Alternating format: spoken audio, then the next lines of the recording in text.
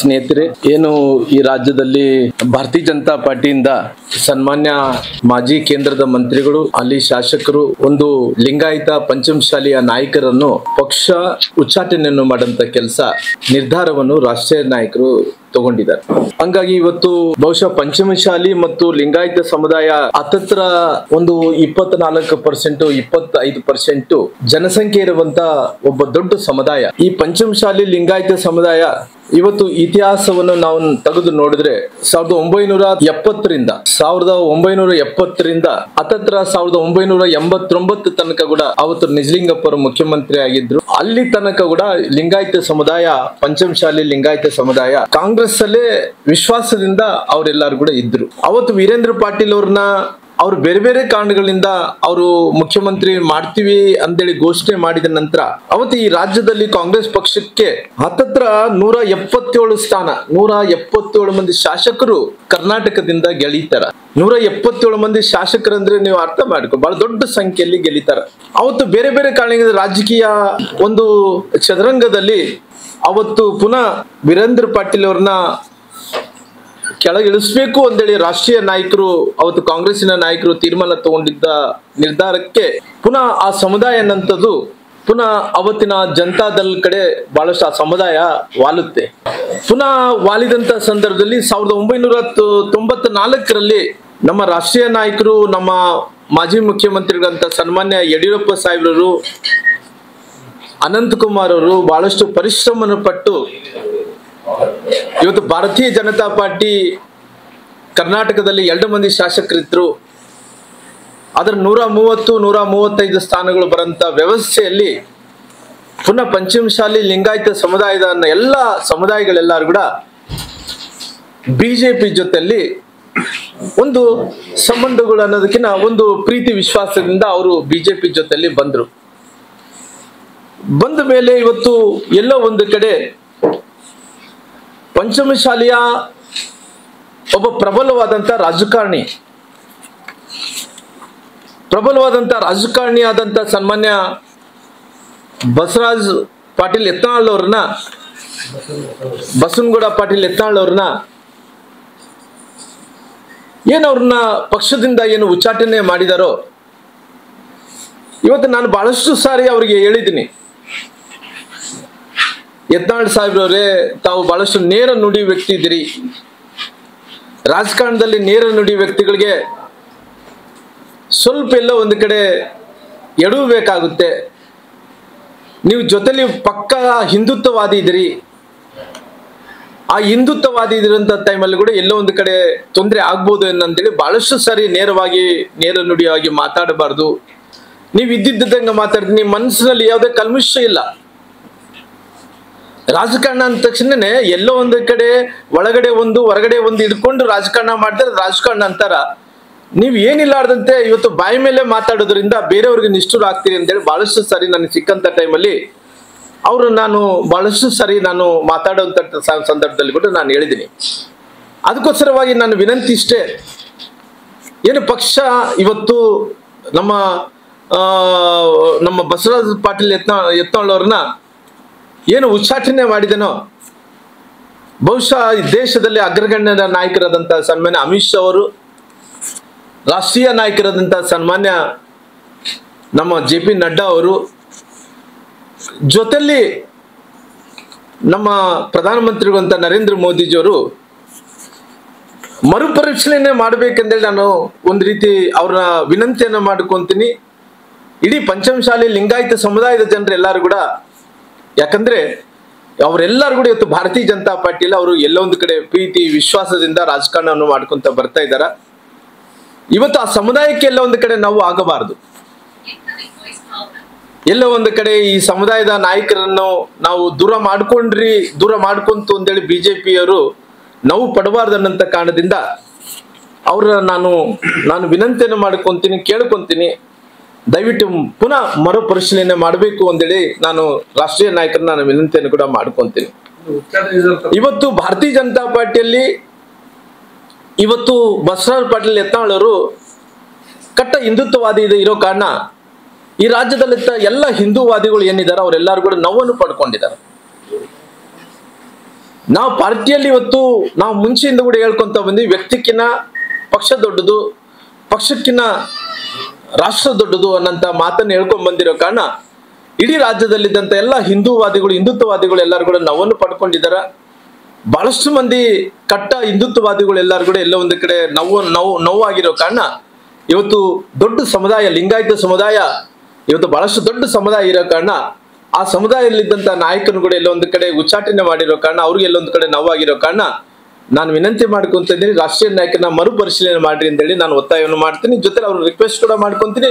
ಜೊತೆಲಿ ನನಗೆ ಯಾವಾಗ ಅವಕಾಶ ಸಿಕ್ಕಂತ ಟೈಮಲ್ಲಿ ಕೂಡ ನಾನು ರಾಷ್ಟ್ರೀಯ ನಾಯಕರ ಹತ್ರ ಹೋಗ್ತೀನಿ, ವಿನಂತಿ ಮಾಡ್ಕೊಂತೀನಿ. ಇದ್ದಿದ್ದು ವಿಚಾರಗಳು ಎಲ್ಲರೂ ಕೂಡ ಅವ್ರಿಗೆ ಗೊತ್ತಿರೋ ಕಾರಣ ಆಲ್ರೆಡಿ ಅವ್ರು ಎಲ್ಲ ಒಂದು ಕಡೆ ನಾನು ನೋಟಿಸ್ ಕೊಟ್ಟಂತ ಟೈಮಲ್ಲಿ ಕೂಡ ಹೇಳಿದೆ, ದಯವಿಟ್ಟು ನೋಟಿಸ್ ಕೊಟ್ಟಂತ ಟೈಮಲ್ಲಿ ದಯವಿಟ್ಟು ಅವ್ರನ್ನ ಸಂಜಾಯಿಸಿ ಕೊಡಂತ ಕೆಲಸ ತಾವು ಮಾಡ್ರಿ, ಅಲ್ಲಿ ಏನೇನಾಗಿದೆ ವಿಚಾರಗಳನ್ನು ಕೂಡ ತಿಳಿಸಿರಿ ಅಂತೇಳಿ ನಾನು ಯತ್ನಾಳ್ ಸಾಹೇಬ್ರವ್ರು ಕೂಡ ಹೇಳಿದ್ದೆ. ಹಂಗಾಗಿ ದಯವಿಟ್ಟು ಇವತ್ತು ಮುಂದಿನ ದಿನಗಳಲ್ಲಿ ಪಾರ್ಟಿನ ಫೋರ್ಸ್ ಆಗಿ, ಅಂದ್ರೆ ಈ ರಾಜ್ಯದಲ್ಲಿ ಒಂದು ಫೋರ್ಸ್ ಆಗಿ ಹೋಗ್ಬೇಕಾದ್ರೆಗಿನ ಪುನಃ ಇವೆಲ್ಲ ಆಗ್ಲಾರ್ದಂತೆ ನೋಡ್ಕೋಬೇಕು ಅನ್ನೋಂತ ವಿನಂತಿಯನ್ನು ಮಾಡೋದ್ರ ಜೊತೆಲಿ ಅದನ್ನ ಮರುಪರಿಶೀಲನೆ ಮಾಡ್ಬೇಕು ಅನ್ನೋಂತ ಒತ್ತಾಯವನ್ನು ಕೂಡ ನಾನು ಮಾಡ್ತೀನಿ. ಅಲ್ಲ, ಮರುಪರಿಶೀಲನೆ ಮಾಡ್ರಿ. ಯಾಕಂದ್ರೆ ನಾನು ರಾಷ್ಟ್ರೀಯ ನಾಯಕರು ತೀರ್ಮಾನ ತಗೊಂಡ ನಂತರ ಅದರ ವಿರುದ್ಧವಾಗಿ ಏನಲ್ಲ, ಅಂದ್ರೆ ಮರುಪರಿಶೀಲನೆ ಮಾಡೋದ್ರಿಂದ ಪಾರ್ಟಿಗೆ ಲಾಭ ಆಗುತ್ತೆ. ಅಂದ್ರೆ ನಂದೇನು ಸಾರಾಂಶ ಏನಂದ್ರೆಗಿನ ಇವತ್ತು ಮರುಪರಿಶೀಲನೆ ಮಾಡೋದ್ರಿಂದ ಅವ್ರನ್ನ ಎಲ್ಲ ಒಂದು ಕಡೆ ದೂರ ಮಾಡ್ಕೊಳ್ಳಿದ ಆ ಸಮುದಾಯ ಅಂತೂ ನಮ್ಮ ಕಡೆ ಇದ್ದೇ ಇರುತ್ತೆ. ಮರುಪರಿಶೀಲನೆ ಮಾಡೋದ್ರಿಂದ ಪುನಃ ನಾವು ಎಲ್ಲ ಒಂದು ಕಡೆ ಇವತ್ತು ಸಂಖ್ಯಾಬಲದ ಮೇಲೆ ನಾವು ಅಧಿಕಾರಕ್ಕೆ ಬರಬೇಕಾಗುತ್ತೆ. ಈ ಸಂಖ್ಯಾಬಲ ಮೇಲೆ ಅಧಿಕಾರಕ್ಕೆ ಬರಬೇಕಾದ್ರೆಗಿನ ಈ ಸಣ್ಣ ಪುಟ್ಟ ಏನಾಗಿದೆ ಅವೆಲ್ಲರೂ ಕೂಡ ಸರಿಪಡಿಸ್ಕೊಂಡು ಇವತ್ತು ಎಲ್ಲರನ್ನು ಕೂಡ ಇವತ್ತು ದೊಡ್ಡ ಸಮುದಾಯ, ಲಿಂಗಾಯತ ಸಮುದಾಯ ಬಹಳ ದೊಡ್ಡ ಸಮುದಾಯ ಇರೋ ಕಾರಣ ಆ ಸಮುದಾಯ ನಾಯಕರನ್ನು ಕೂಡ ಎಲ್ಲರನ್ನ ದೂರ ಪಡಿಸ್ಕೊಳ್ಳಾರ್ದಂತೆ ಅವರು ಕೂಡ ಸರಿಪಡಿಸ್ಕೋಬೇಕನ್ನಂತ ಒತ್ತಾಯವನ್ನು ಜೊತೆ ರಿಕ್ವೆಸ್ಟ್ ಮಾಡಂತ ಕೆಲಸ ಕೂಡ ನಾನು ಮಾಡ್ತೇನೆ.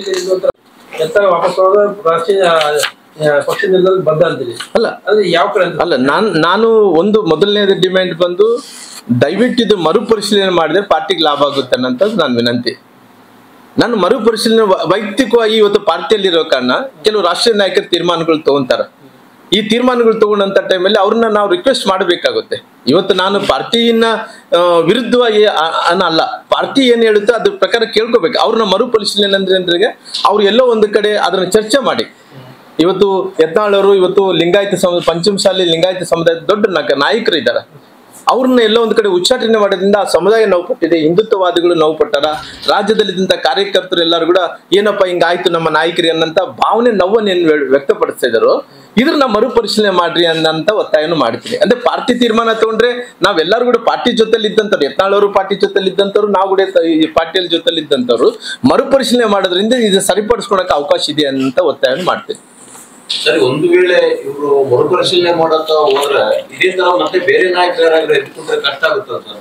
ಅದರಿಂದಾಗಿ ಒಬ್ಬರ ಮೇಲೆ ಕ್ರಮ ತಗೊಳ್ರೆ ಇನ್ನ ಉಳಿದ ಸದಸ್ಯರೇನಿರ್ತಾರೆ ಸ್ವಲ್ಪ ಖಂಡಿತವಾಗಿ ನಾನು ಇವತ್ತು ಪಾರ್ಟಿಯಲ್ಲಿ ಒಂದು ಶಿಸ್ತಿನ ಪಾರ್ಟಿ, ಭಾರತೀಯ ಜನತಾ ಪಾರ್ಟಿ ಮೊದಲನೇದು ಕಲಿಸೋದು ಶಿಸ್ತು ಜೊತೆಲಿ ನಾವು ಯಾವ ರೀತಿಯಲ್ಲಿ ಇವತ್ತು ಒಂದು ಪಾರ್ಟಿ ಆದ್ಮೇಲೆ ಪಾರ್ಟಿ ಚೌಕಟ್ಟಲ್ಲಿ ಇರಬೇಕು ಅನ್ನಂತ ವಿಚಾರಗಳನ್ನು ನಮ್ಮೆಲ್ಲ ಹಿರಿಯರು ಕೂಡ ನಮಗೆ ಕಲಿಸಿಕೊಟ್ಟಿದಾರ, ನಮ್ಮ ನಾಯಕರು ಕೂಡ ಅದ್ರ ಕಲ್ತಾರ.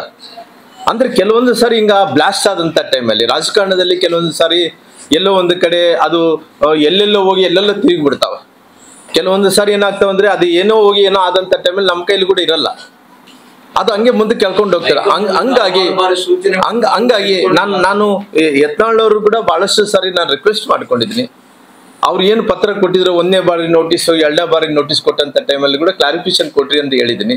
ಹಂಗಾಗಿ ನಾನು ಇವತ್ತು ಪಾರ್ಟಿ ವ್ಯಕ್ತಿ ಪಾರ್ಟಿಗಿನ ದೇಶ ಅನ್ನಂತ ಟೈಮಲ್ಲಿ ಯತ್ನಾಳ್ ಅವರು ಕೂಡ ಬಿಡ್ಕೊಂಡ್ರೆ ಪಾರ್ಟಿಗೆ ಎಲ್ಲ ಒಂದು ಕಡೆ ಪಂಚಮಸಾಲಿ ಲಿಂಗಾಯತ ಸಮುದಾಯ ಬಹಳ ದೊಡ್ಡ ಸಮುದಾಯ ಇರೋ ಕಾರಣ ಅಲ್ಲೆಲ್ಲೊಂದು ಕಡೆ ಪಾರ್ಟಿಗೆ ನಷ್ಟ ಆಗ್ಬೋದು ಅಂತೇಳಿ ಮಾತಾಡ್ತಾ ಇದ್ದೀನಿ. ಬೇರೆ ಯಾವುದೂ ಸ್ವಾರ್ಥ ಇಲ್ಲ ನನ್ನಲ್ಲಿ. ನಾನು ಎಲ್ಲೋ ಒಂದು ಕಡೆ ಏನೋ ಪಾರ್ಟಿಗೆ ಏನನ್ನ ವಿರುದ್ಧವಾಗಿ ಆ ತರ ಏನಿಲ್ಲ, ಪಾರ್ಟಿಗೆ ಅನುಕೂಲ ಆಗಬೇಕನ್ನಂತ ಕಾರಣದಿಂದ ನಾನು ಈ ಸಮುದಾಯದಲ್ಲಿ ಒಬ್ಬ ನಾಯಕನಾಗಿರೋ ಕಾರಣ, ಈ ಸಮುದಾಯದಲ್ಲಿದ್ದಂತ ಪಂಚಮಸಾಲಿಗಳು ಜಾಸ್ತಿ ಇರೋ ಕಾರಣ, ಇವತ್ತು ಲಿಂಗಾಯತ ಪಂಚಮಸಾಲಿ ಸಮುದಾಯ ಜಾಸ್ತಿ ಇರೋ ಕಾರಣ ಅವ್ರು ಸರಿಪಡಿಸ್ಕೊಳ್ರಿ ಅಂತೇಳಿ ನಾನು ಮರುಪರಿಶೀಲನೆ ಮಾಡಿ ಎಂದು ಒತ್ತಾಯವನ್ನು ಕೂಡ ಮಾಡ್ತೀನಿ. ಸರ್, ಈಗ ಕೆಲವೊಂದು ಕಡೆಗೆ ಯತ್ನಾಳ್ ಅವರು ಉಚ್ಚಾಟನೆ ಮಾಡಿದ ನಂತರದಲ್ಲಿ ಸ್ವತಃ ಬಿಜೆಪಿಯ ಕೆಲವೊಂದಿಷ್ಟು ಪದಾಧಿಕಾರಿಗಳು ಸಂಭ್ರಮಾಚರಣೆ ಮಾಡಿದ್ರೆ ಸಿಎಂ ಚಂದ್ರ ಪಟಾಕಿ ಹಚ್ಚಿಸಿದ್ದಾರೆ. ನೋಡ್ರಿ, ಅವ್ರಿಗೆ ನೋಡ್ರಿ, ಇವಾಗ ಯಾರೋ ಒಬ್ರು ಇವತ್ತು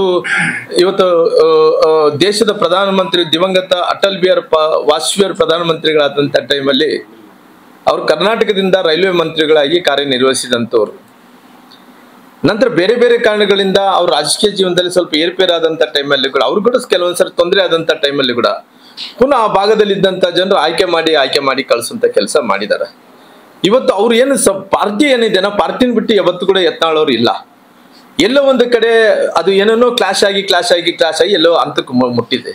ಹಂಗಾಗಿ ಕೆಲವೊಂದು ಮಂದಿ ಏನ್ ಮಾಡ್ತಾರೆ ಅಂದ್ರೆ ಇದರಲ್ಲೇ ಲಾಭ ತಗೊಂಡಂತ ಮಂದಿ ಬಹಳ ಮಂದಿ ಇರ್ತಾರೆ. ಯಾರು ಇಬ್ರು ಜಗಳ ಮೂರನೇವ್ರಿಗೆ ಲಾಭ ಅನ್ನಂತ ರೀತಿಯಲ್ಲಿ ಯಾರು ಸಣ್ಣ ಪುಟ್ಟ ಮಂದಿ ಪಟಾಸಿ ಆರಿಸ್ತಾರ. ಯಾಕಂದ್ರೆ ಅಲ್ಲಿ ಯಾವ ಮನುಷ್ಯ ಕೂಡ ಎಲ್ಲರಿಗೂ ಒಳ್ಳೆಯವ್ರಾಗಕ್ಕೆ ಸಾಧ್ಯನೇ ಇಲ್ಲ. ಹಂಗಾಗಿ ಎಲ್ಲರಿಗೂ ಕೂಡ ಒಳ್ಳೆಯವ್ರಾಗ್ಲಿಕ್ಕೋಸ್ಕರವಾಗಿ ಅಲ್ಲಿ ಎಲ್ಲೋ ಒಂದು ಕಡೆ ಇವತ್ತು ನಮ್ಮ ರಾಜ್ಯಾಧ್ಯಕ್ಷರಾದಂಥ ವಿಜೇಂದ್ರ ಅವರು ಕೂಡ ಹೇಳಿದ್ದಾರೆ, ನಾವೇನು ಸಂಭ್ರಮವನ್ನು ಪಡೀತಾ ಇಲ್ಲ, ಅನಿವಾರ್ಯವಾದಂತ ಕಾರಣಗಳಿಂದ ಈ ನಿರ್ಧಾರ ತಗೊಂಡಿದ್ದಾರೆ ಅನ್ನೋ ಮಾತು ರಾಜ್ಯದ ಅಧ್ಯಕ್ಷರಾದಂತ ವಿಜೇಂದ್ರ ಅವರು ಕೂಡ ಅವ್ರ ಮಾತನ್ನು ಹೇಳಿದ್ದಾರೆ.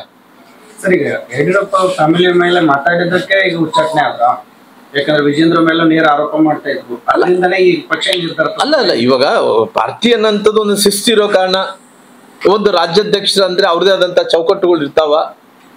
ಆದಂತ ಟೈಮಲ್ಲಿ ಒಂದು ಪಾರ್ಟಿ ಶಿಸ್ತು ಏನಪ್ಪಾ ಅಂತ ಹೇಳಿದ್ರೆ ಎಲ್ಲಾರು ಕೂಡ ಪಾರ್ಟಿ ಒಗ್ಗಟ್ಟದಿಂದ ರಾಜ್ಯಾಧ್ಯಕ್ಷರ ನೇತೃತ್ವದಲ್ಲಿ ರಾಷ್ಟ್ರಾಧ್ಯಕ್ಷರ ನೇತೃತ್ವದಲ್ಲಿ ಎಲ್ಲರೂ ಕೂಡ ಹೋಗ್ಬೇಕು ಅನ್ನೋಂಥ ಒಂದು ಸಂಕಲ್ಪ ಒಂದು ನಿಯಮಗಳು ಇರೋ ಕಾರಣ ಕೆಲವೊಂದು ಸಾರಿ ಬೇರೆ ಬೇರೆ ಕಾರಣಗಳಿಂದ ಏನು ಅವ್ರ ವಯಸ್ಸಲ್ಲಿ ಚಿಕ್ಕವರಾಗಿರ್ಬೋದು ವಿಜೇಂದ್ರ ಅವ್ರು ಎಲ್ಲೋ ಒಂದು ಕಡೆ ಅನುಭವದಿಂದ ಇನ್ನ ಬಹಳಷ್ಟು ಅನುಭವವನ್ನು ಪಡ್ಕೋಬೇಕಾಗಿತ್ತು.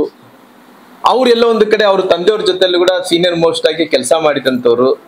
ಅವೆಲ್ಲ ಇದ್ದಂಥ ಟೈಮಲ್ಲಿ ಒಂದು ಕುಟುಂಬದಲ್ಲಿ ಕೂಡ ಕೆಲವೊಂದು ಸಾರಿ ಸಣ್ಣ ಪುಟ್ಟ ವ್ಯತ್ಯಾಸಗಳು ಇದ್ದೇ ಇರ್ತಾವ. ಅವೆಲ್ಲ ಕೂಡ ಯಾರು ಸರಿ ಮಾಡ್ಕೊಂಡು ಹೋಗ್ಬೇಕಂದ್ರೆ ನಮ್ಮಲ್ಲಿ ಜವಾಬ್ದಾರಿ ಇರ್ತದಲ್ಲ, ಒಂದು ಸ್ಥಾನ ಪಾರ್ಟಿ ಒಂದು ಸ್ಥಾನ ಕೊಟ್ಟಂತ ಟೈಮಲ್ಲಿ ಅಲ್ಲಿ ಒಳ್ಳೆಯವ್ರು ಇರ್ತಾರ, ಕೆಟ್ಟವ್ರು ಇರ್ತಾರ, ಅಧಿಕಾರದಲ್ಲಿ ಇದ್ದಂಥವ್ರು ಇರ್ತಾರ, ಅಧಿಕಾರದಲ್ಲಿ ಇಲ್ಲಾರ್ದಂಥವ್ರು ಇರ್ತಾರ. ಈ ರಾಜ್ಯದಲ್ಲಿ ಪಕ್ಷ ಅಧಿಕಾರಕ್ಕೆ ಬರಬೇಕಂದ್ರೆ ಎಲ್ಲರೂ ಸೇರಿದ್ರೆ ಮಾತ್ರ ಒಟ್ಟಾರೆ ಮಾತ್ರ ಅಧಿಕಾರಕ್ಕೆ ಬರ್ಲಿಕ್ಕೆ ಸಾಧ್ಯ ಆಗುತ್ತೆ. ಅಂತ ಟೈಮಲ್ಲಿ ಎಲ್ಲರೂ ಕೂಡ ಸೇರಿಸ್ಕೊಂಡಂತ ಕೆಲಸ ನಾವು ಯಾರು ಜವಾಬ್ದಾರಿ ಕೊಟ್ಟಿರ್ತಾರೋ ಪಾರ್ಟಿ ಅವರೆಲ್ಲರೂ ಕೂಡ ಸೇರಿಸ್ಕೊಂಡಂತ ಕೆಲಸ ಮಾಡ್ಬೇಕಾಗುತ್ತೆ. ಎಲ್ಲರೂ ಕೂಡ ಕಾನ್ಫಿಡೆನ್ಸ್ ತಗೊಂಡು ಮುಂದಕ್ಕೆ ಹೋಗ್ಬೇಕಾಗುತ್ತೆ. ಹಂಗಾಗಿ ಅಲ್ಲೆಲ್ಲೋ ಒಂದು ಕಡೆ ಪ್ರಾರಂಭ ಆಯ್ತು. ಪ್ರಾರಂಭ ಆದ್ಮೇಲೆ ಅದು ಗುಂಪಾಗಿ ಏನೇನೋ ಆಗೋಯ್ತು. ಆದ್ಮೇಲೆ ರಾಷ್ಟ್ರೀಯ ನಾಯಕರು ಏನಂದ್ರೆ ಪಾರ್ಟಿ ಒಂದು ಶಿಸ್ತು ಬರ್ಬೇಕಾದ್ರೆ ಎಲ್ಲೋ ಒಂದು ಕಡೆ ಇವತ್ತು ಈ ನಿರ್ಧಾರವನ್ನು ತಗೊಂಡಿರ್ತಾರ. ನನ್ನ ವೈಯಕ್ತಿಕವಾದಂತ ಈ ವಿಷಯ ಏನಂದ್ರೆ ಅವ್ರನ್ನ ಮರುಪರಿಶೀಲನೆ ಮಾಡಿ ಪಾರ್ಟಿಗೆ ಲಾಭ ಆಗುತ್ತೆ ಅನ್ನೋ ವಿಚಾರ ಹೇಳ್ತಾರೆ. ಪಕ್ಷ ವಿರೋಧಿ ಹೇಳಿಕೆಗಳಿಗಿಂತ ಹೆಚ್ಚಾಗಿ ಯಡಿಯೂರಪ್ಪನವ್ರ ವಿರುದ್ಧ ವಿಜೇಂದ್ರ ವಿರುದ್ಧ ಹೆಚ್ಚಾಗಿ ಮಾತಾಡ್ತಾರೆ. ಅಲ್ಲ ಅವರು ಯಡಿಯೂರಪ್ಪರು ವಿರುದ್ಧವಾಗಿ ಯಾವತ್ತು ಯಾರು ಮಾತಾಡಲ್ರಿ. ಏನ್ ನೋಡಿ, ನಮ್ಮ ಭಾರತೀಯ ಜನತಾ ಪಾರ್ಟಿಯಲ್ಲಿ ಹಿಂದೆ ಆಗಿರ್ಬೋದು, ಹಿಂದೂ ಆಗಿರ್ಬೋದು, ಮುಂದೆ ಆಗಿರ್ಬೋದು, ಯಾರು ಕೂಡ ಯಡಿಯೂರಪ್ಪವ್ರ ಬಗ್ಗೆ ಯಾರು ಮಾತಾಡಕ್ ಹೋಗಲ್ಲ. ಅಷ್ಟು ಧೈರ್ಯ ಕೂಡ ಯಾರು ಮಾಡಲ್ಲ. ಅಲ್ಲ ಅವರು ಕೆಲವೊಂದು ವಿಚಾರದಲ್ಲಿ ಎಲ್ಲೋ ಕಡೆ ಉಲ್ಲೇಖನ ಮಾಡಿದನಲ್ಲಿ ಯಾವತ್ತು ಕೂಡ ರಾಜ್ಯದ ಅಧ್ಯಕ್ಷ ಅಂತ ವಿಜೇಂದ್ರರು ಅವ್ರೇನು ಅವ್ರ ಪರವಾಗಿ ಜಾಸ್ತಿ ಮಾತಾಡಿರ್ಬೋದು. ನಾನು ಹೇಳ್ತೀನಿ, ಕೆಲವೊಂದು ಸಂದರ್ಭದಲ್ಲಿ ಯಾವ್ದೊಂದು ಸಣ್ಣ ವಿಚಾರ ದೊಡ್ಡದಾಗೋಗ್ಬಿಡ್ತಾವ. ದೊಡ್ಡವಾದಂತ ಟೈಮಲ್ಲಿ ನಾವು ಸರಿಪಡಿಸ್ಕೊಂಡಂತ ರಾಜಕಾರಣಿಗಳಿಗೆ ಗುಣಗಳು ಇರಬೇಕು ಅನ್ನೋಂಥದ್ದು ನನ್ನ ವಾದ ಇದೆ. ಇಲ್ಲ, ಆ ಸಂದೇಶ ಅನ್ನೋದಲ್ಲ, ಪಾರ್ಟಿ ಶಿಸ್ತು ಅನ್ಕೊಳ್ರಿ. ಯಾಕಂದ್ರೆ ಇವತ್ತು ಈ ನಿರ್ಧಾರ ಏನಿದೆ ಪಾರ್ಟಿಯ ರಾಷ್ಟ್ರೀಯ ನಾಯಕರು ತಗೊಂಡಂತ ನಿರ್ಧಾರ. ಯತ್ನಾಳ್ ಸೇರಿದಂತೆ ಇನ್ನೂ 4-5 ಜನ ಇದೆ ಸರ್. ಅವ್ರ ವಿರುದ್ಧ ಕ್ರಮ ಅಲ್ಲ, ಆಲ್ರೆಡಿ ಯತ್ನಾಳ್ ಅವ್ರನ್ನ ಮಾತ್ರ ಉಚ್ಚಾಟನೆ ಮಾಡ್ತಾರೆ. ಯಾಕಂದ್ರೆ ನಾನು ಅದ್ರ ಬಗ್ಗೆ ಇನ್ನ ಡೀಪ್ ಆಗಿ ಹೋಗ್ಲಿಲ್ಲ. ನಾನು ಯತ್ನಾಳ್ ಅವರು ಕೂಡ ನಾನು ಪ್ರಯತ್ನ ಮಾಡಿದೆ. ಅವ್ರನ್ನ ಡೆಲ್ಲಿಯಿಂದ ಹೈದರಾಬಾದ್ ಬರ್ತಾ ಇದಾರಂತೆ. ಹೈದರಾಬಾದ್ ನಿಂದ ಅವ್ರು ಇಳಿದಾರ ಇಲ್ಲ, ನಾನು ಬೆಳಿಗ್ಗೆ ಟ್ರೈ ಮಾಡಿದೆ, ಅವ್ರ ನಂಬರ್ ಸಿಕ್ಕಿಲ್ಲ ನನಗೆ. ಎಲ್ಲಾರು ಕೂಡ ಮಠಾಧೀಶರುಗಳೆಲ್ಲ ಪಂಚಮಶಾಲಿ ಜಗದ್ಗುರುಗಳು ಕೂಡ ಮಾತಾಡ್ತಾ ಇದ್ರು, ನಮ್ಮ ವಾಲ್ಮೀಕಿ ಶ್ರೀಗಳು ಮಾತಾಡ್ತಾ ಇದ್ರು, ನಮ್ಮ ಮಾದಿರಿ ಚೆನ್ನಾಗಿ ಸ್ವಾಮೀಜಿಯವರು ಮಾತಾಡಿ ಎಲ್ಲ ಮಠಾಧೀಶರುಗಳ ಹತ್ರ ಜೊತೆಲಿ ಮಾತಾಡ್ತಿದ್ರೆ ನಾನು ಇಲ್ಲ ರೀ, ನಾನು ಕೂಡ ಪಾರ್ಟಿಗೆ ಒಂದು ಬೇಸ್ ಅಂದ್ರಿಗಿನ ಒಂದು ಸರಿಪಡಿಸೋಂತ ವ್ಯವಸ್ಥೆ ಮಾಡೋಣ ಅನ್ನಂತ ಕಾರಣ ಮಾತಾಡ್ತಾ ಇದ್ದಾರೆ. ಅವ್ರ ನಿಲುವು ಅಷ್ಟೇ, ಪಾರ್ಟಿಯಲ್ಲಿ ಎಲ್ಲಾರು ಕೂಡ ಕೂಡ್ಕೊಂಡು ಹೋಗ್ರಿ ರಾಮ್ಲು, ಒಬ್ರಿಗೊಬ್ರು ದ್ವೇಷ ಬೆಳೆಸ್ಕೊಳಕ್ ಹೋಗ್ಬೇಡ್ರಿ, ನಿಮ್ಗೆಲ್ಲ ಒಳ್ಳೇದಾಗುತ್ತೆ ಅನ್ನಂತ ಆಶೀರ್ವಾದ ಮುಂಚೆ ಮಾಡಿದಾರೆ, ಇವತ್ತು ಕೂಡ ಮಾಡಿದ್ದಾರೆ. ಸರಿ, ಯತ್ನಾಳ್ ಅವರು ಉಚ್ಚಾಟನೆ ವಿರೋಧಿಸಿ ಸಾಕಷ್ಟು ಬಿಜೆಪಿ ಪ್ರಮುಖ ಪದಾಧಿಕಾರಿಗಳು ಕೂಡ ರಾಜೀನಾಮೆ ಕೊಡ್ತಾ ಇದ್ದಾರೆ. ನಾನು ಒಂದೇ ಸರ್, ನಾನೇನ್ ಹೇಳ್ತಿದ್ರೆ ಪಾರ್ಟಿ ಅನ್ನಂಥದ್ದು ಬಹಳ ದೊಡ್ಡ ಒಂದು ರಾಷ್ಟ್ರ ಮಟ್ಟದಲ್ಲಿ ಅಂತಾರಾಷ್ಟ್ರೀಯ ಮಟ್ಟದಲ್ಲಿ ಇರುವಂತ ಪಾರ್ಟಿ ಅದು ಭಾರತೀಯ ಜನತಾ ಪಾರ್ಟಿ. ಈ ಪಾರ್ಟಿಯಲ್ಲಿ ಕೆಲವೊಂದು ಸಂದರ್ಭದಲ್ಲಿ ನನ್ನ ವಾದ ಇಷ್ಟೇ, ವ್ಯಕ್ತಿಗಿನ ಪಾರ್ಟಿ ದೊಡ್ಡದು, ಪಾರ್ಟಿಗಿನ ದೇಶ ದೊಡ್ಡದು ಅನ್ನಂತ ಟೈಮಲ್ಲಿ ಪಾರ್ಟಿ ಜೊತೆಲಿ ಯಾರೇ ಅಸಮಾಧಾನ ಇದೆ ಅದು ಸರಿ ಹೋಗ್ತಾವ.